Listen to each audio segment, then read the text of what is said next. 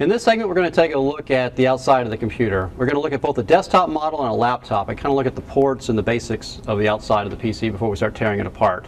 We've got a desktop model here and a laptop there. Starting with the very basics, we've got an on-off switch here on the front of the PC. We've also got, in this particular model, a CD-ROM. You may have a CD-ROM or you may have a DVD if it's a newer one. And just to show how old this one is, there's also a 3.5-inch floppy there as well. Very hard to find those anymore. This one is nice because if we open it up, it's got a couple of USB ports on the front, keeping you from needing to go to the back.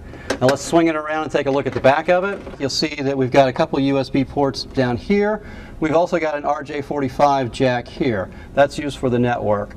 And a little bit when we look at the laptop, you'll see the difference between the RJ45 and the RJ11. Just keep that in mind.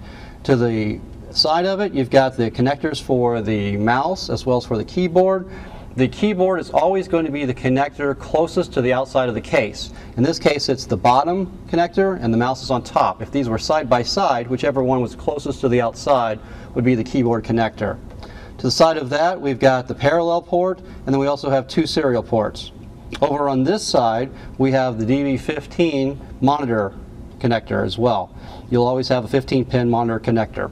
If we look now at the laptop, you'll see we've got a very similar situation, but the ports are a little bit different. Starting on the side, all we have is just simply a DVD player here. If we switch it around to the back,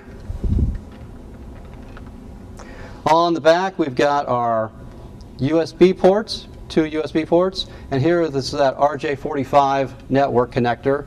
To the side of it is an RJ11. The RJ11 is connected to a modem. So this is a typical telephone line, and this is a network cable. You'll notice the difference in the size. The RJ11 only uses 4 pins, which is why it's so small, whereas the RJ45 uses 8 pins, which is why it's so much larger. We have an S-video connector there as well, and then here is our connection for an external monitor if we want to use such. Turning this to the side,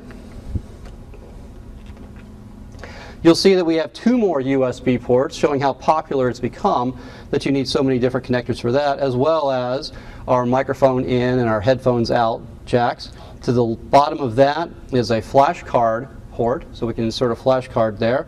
And then very small connector here. This is the FireWire port. This particular connector is a 4-pin connector. FireWire is either 4-pin or 6-pin. If it's a 6-pin connector, it's providing its own power. If it's a 4-pin connector, you need to have external power. So this particular model, if you connect something to it, must have its own power supply in order for it to work.